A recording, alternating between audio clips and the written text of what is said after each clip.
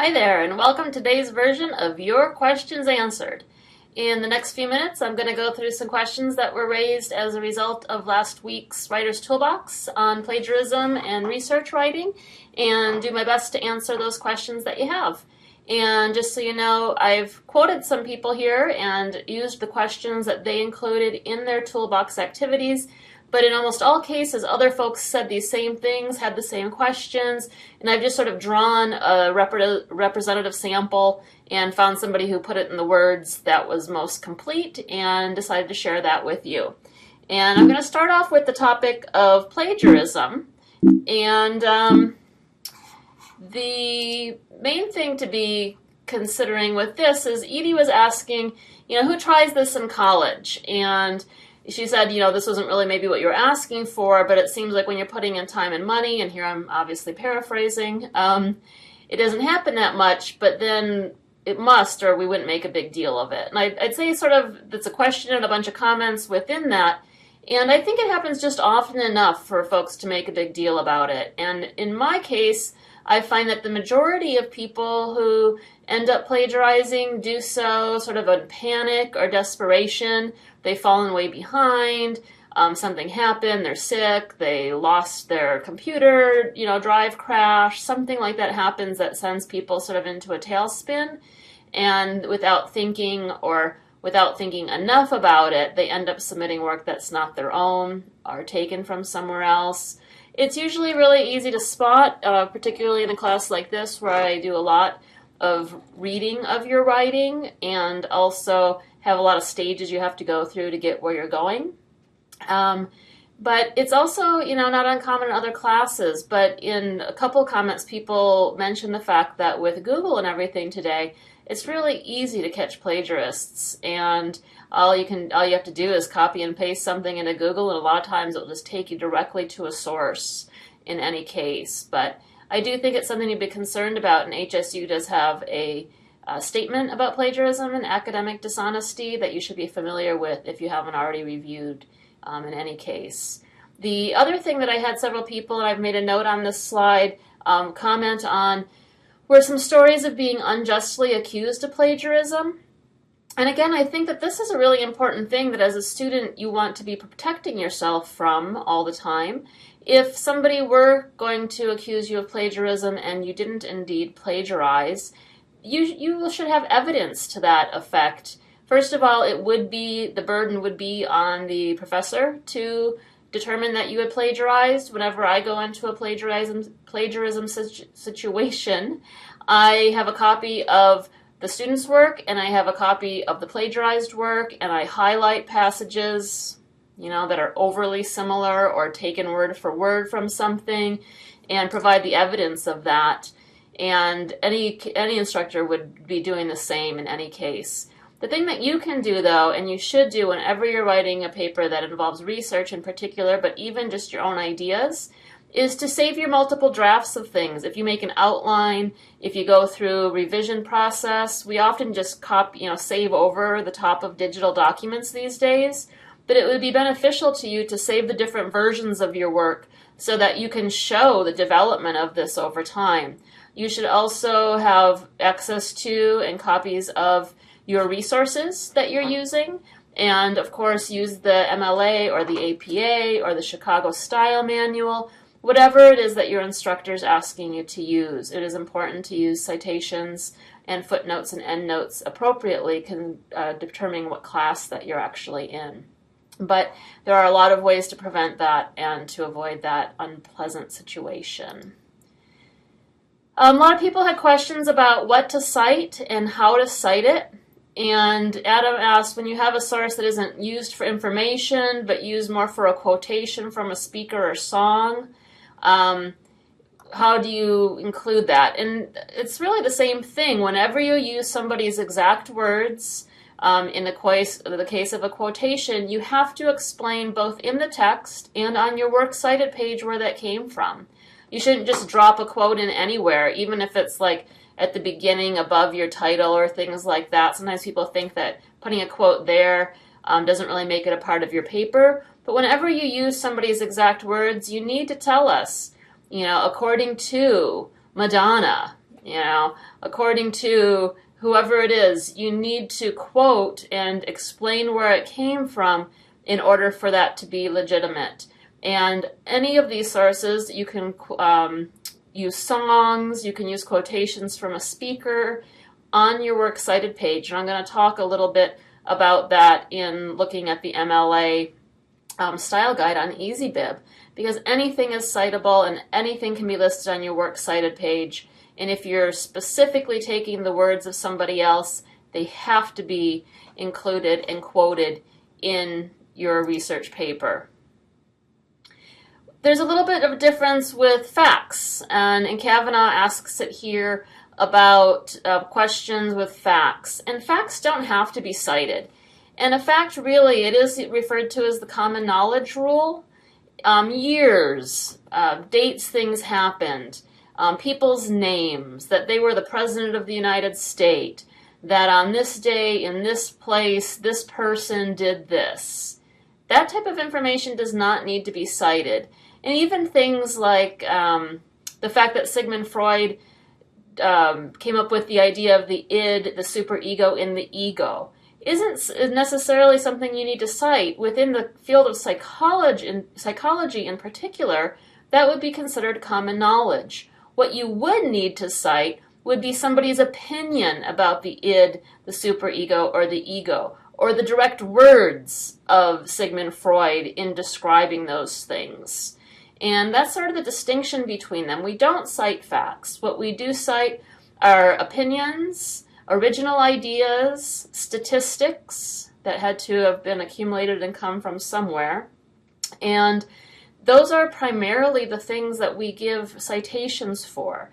Paraphrases, quotes, okay, those things that we've already been talking about. But if something is common knowledge, and I usually use a rule of thumb, if you could find that same piece of information regularly in 3-4 different reference books, it's probably not a citable piece of information. And so that's something to be considering in that case. Kavanaugh had another question about summarizing something. Should you put the quote and then summarize, or should you summarize and then put the quote, saying that you want to include a larger group of things? And it really depends on the situation. It's more of a stylistic choice than anything else. In some cases, you always need to do something to set up the quote. So you don't just want to sort of dump the quote in the middle of the paper without having something that leads into it. But as long as you have a transition that introduces the quote, you could start with the quote and then do a summary or analysis. But in other cases, maybe you want to spend some more time setting up the quote with a summary and more description and background, and then quote the person. So there's not really a one or the other thing. You can really combine quoting and paraphrasing and summarizing in multiple ways. Okay, and it really depends on the style that you want to do it in.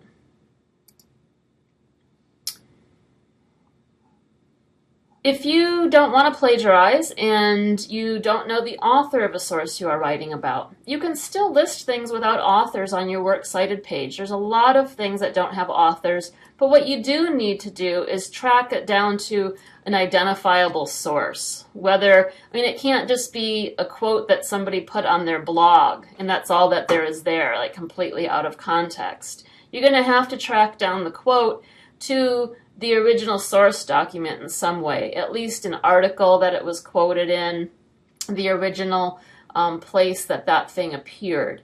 And so you do have a responsibility to find out, just where did that come from? And it sort of happens a lot like on Facebook. People will post something that somebody supposedly said, but the person didn't really say that, right? And part of that is just trying to track down to determine if that really is a credible statement. Did Martin Luther King say that? And when and where did he say it? And actually finding that information out will make sure that you're not making unfalse statements or taking things out of context. But you can do things on Works Cited page that don't have authors. You just start with the next item on the list, which is usually the title of the article or the title of the web page, or depending on the order that the information is presented in. Okay, so that's something to keep in mind. Paraphrasing seems to throw people off a little bit. People talked about paraphrasing, and there's a difference between paraphrasing and summarizing, and I think this is a really important thing to consider. Sometimes people think paraphrasing is, and Kaya mentions, and this is a really common idea, is that if you read a lot in order to educate yourself about a subject, then sometimes people feel like, well, they don't really know all that, so they have to cite it all, they have to quote it all. Well, I already talked about the fact that we have the common knowledge rule, right? So a lot of stuff just doesn't need to be cited in general because it is a part of the common knowledge and it's basic information. And it's only when you are going to be referring specifically to somebody's idea, to their theory, to their opinion, to some original research that they developed, to a statistic or a piece of information that's original and only available from that source, that's when you paraphrase. So you actually don't cite those things unless you're really literally taking an idea from a person and presenting it to your audience. Okay, and that there's another question about having in-text citations for paraphrasing. And I think you need to start thinking about paraphrasing as really being like quoting. Paraphrasing is simply putting things into your own words. It's not shortening something like summarizing is. It's usually simplifying or perhaps changing the language in order to make the meaning clearer for people, but it's often just as long as the original. It's just as attributable as the original person, and in that you always will have to still identify the source, the speaker, the organization, who said it, in form of a parenthetical citation in your text, as well as adding it to your works cited page. Because a paraphrase and a quotation are really treated just the same. Okay, and this is the thing, is summarizing is a different thing, and you still would have to include a citation for summaries, but in some cases people do summarize large chunks of things and sort of break them down into something smaller. And I think that in a lot of cases you can do things like that and maybe quote a specific passage or paraphrase something in particular that is like the real nugget or the central idea of the piece, and cite that and then have the rest as summary around it. And I think that that's the thing to start thinking about. If you're using little bits of piece of information, again, this is sort of Nick's question, how do you cite that information? And again, it's not just pieced together. You're always going to be citing things when they're readily identifiable as being from a single source, as an original idea, a quotation, an opinion, a statistic, okay, that type of thing. So paraphrasing isn't something separate from quoting. It really is something that people do in order to put something into simpler words in order to make something fit in with their paper. And it's just as citable in those cases, but not needed to be cited if it is just general common knowledge and a bunch of spliced together ideas that you've come up with from a lot of different places. Okay. If you've become more knowledgeable about a topic in the course of reading about it, that's just natural. You're not going to be able to necessarily attribute every piece of information that you learned to somebody, but what you want to do is present your sources as you can to add your credibility, and in those cases you'll quote and paraphrase from specific ideas within those texts. Okay, I hope that's sort of clear. I know it's a little bit of a shady area for people. This question, I got a lot about finding balance between you and your research. And the question was how much of the paper should be your own thoughts. And I generally suggest to people to take a highlighter, and you can even use the highlighting function on your computer, and highlight all the places where you quote somebody else, or paraphrase somebody else, or summarize somebody else. And that really, if you're looking at something that's over more than maybe 20%, and that's heavy, I'm talking maybe 10 to 20% would really be where you'd want to be. That's a little bit too much of other people's words and not enough of your own. And it's not as if, I mean, you might be doing some where you're putting things in your own words and you're talking about it, just because you're talking about what somebody else said doesn't mean that's a highlighted section. But actually the physical things that other people say should just really make up maybe an eighth to a tenth of your paper at most. So if you look at a paragraph and half of it's highlighted, that's a surefire way to know that you either need to maybe do a little bit more summary, maybe take smaller sections of the quote that somebody has, and add some more analysis of your own. Okay. Ollie asked if you should try to have at least one quotation in each paragraph. I do think that it's important, if the paper is considered a research paper, that you do try to quote or paraphrase or summarize at least once per paragraph. And I wouldn't say it's 100% necessary, but the question that would immediately be asked is, well, is that a credible point that you're making? If you can't find research or information to sort of back up what you're saying, then should you really be making that claim? Okay, so what you're really trying to think of the research doing as being something to support your ideas. And it's always going to strengthen your argument and your claim if you can actually provide evidence from outside your own experience. So I do recommend looking at those places if you use the highlighting method I just talked about and you encounter a large paragraph where you've never really provided any credible evidence from an outside source. That's somewhere you should be looking for your research to sort of strengthen your argument in that area, because it's probably a weak point that you have. The other things are talking about how many quotes, paraphrases, how many pieces of evidence. And Devante asked specifically about per paragraph. I do think that more than a couple quotes or specific citations per paragraph is a little bit too much. So you're sort of looking somewhere between 1 to 3 per paragraph, depending on how much you take from a source, okay, how much you have to talk about or introduce the idea. If they're just quick quotes or references back to previous things, you might have more of them.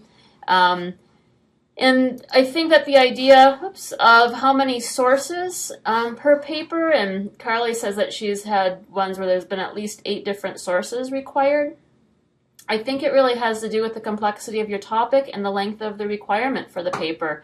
A rule of thumb I always give people is to take how many pages the paper is, the requirement for the paper is, and think about having at least one resource per the page length requirement, and then add 2 to the end. So if you have a 5-page paper, that would be 5 sources plus 2 would be maybe 7. If you have a 12-page paper due, you might want to be looking at least 14 sources that you quote in your paper. Whereas if you have just a quick 3-page paper, probably 4 to 5 is going to be okay for a research paper. And again, this isn't like you're going to be quoting one of them per page, but the idea is that the more complex and the longer your paper is, the more you should be drawing from in order to support your ideas and your opinion. It sort of means that there's a complexity to the topic that needs to be documented better, that's going to be drawing upon more experts than something that's really focused and brief.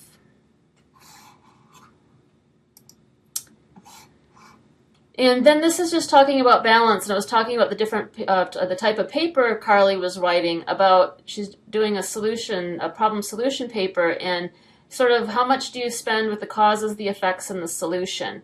And it doesn't really matter if this is the type of paper that you're writing to be a problem solution paper, but I think that you always have to think of the most development and the biggest effort in any paper that you're writing going into where you want the emphasis to be placed.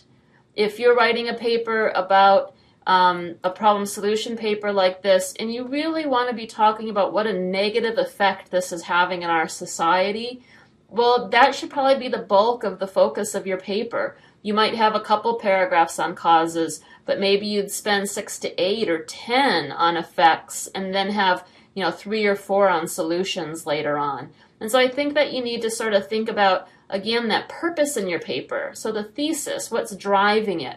What do you want people to be getting out of this? Where's your focus? And that's how you're going to do your balancing of the different sections of your paper. You're going to spend more time on the things that are more central to your point.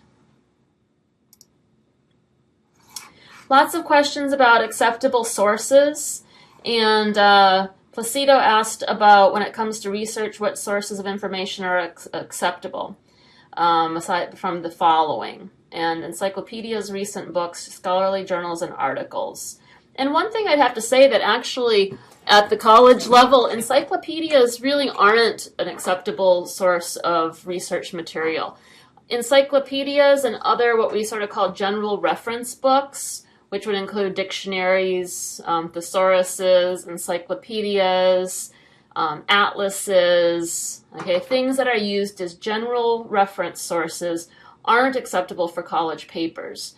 College papers, and it's sort of that's the reason why Wikipedia is not allowed, or about.com. These type of sources are just sort of general sources, and at the college level, we're expecting people to use more specialized sources.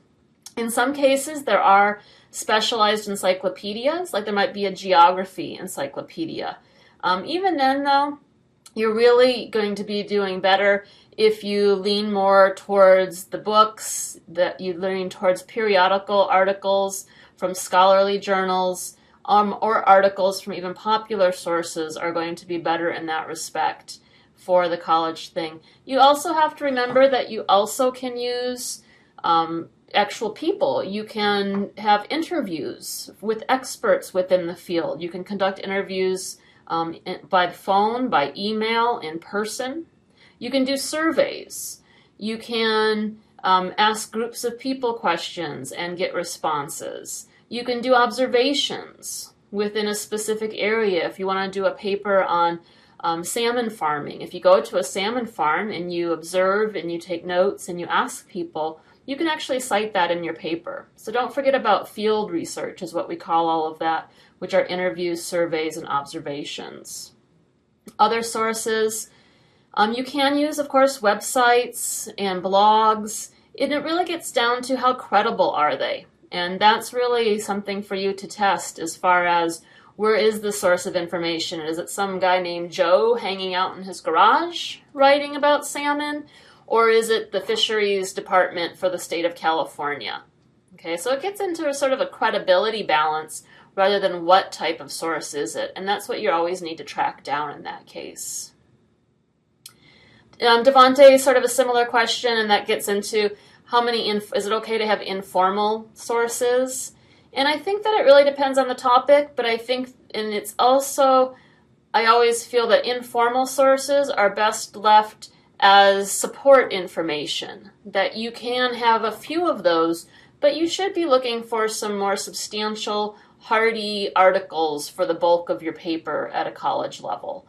And different professors, it's always good to ask individual professors because different people have different requirements. Some people won't allow popular sources at all. They'll only allow you to actually use peer-reviewed journal articles, for instance. But a lot of people will allow a diversity, and I think it gets, again, back to the credibility side of things.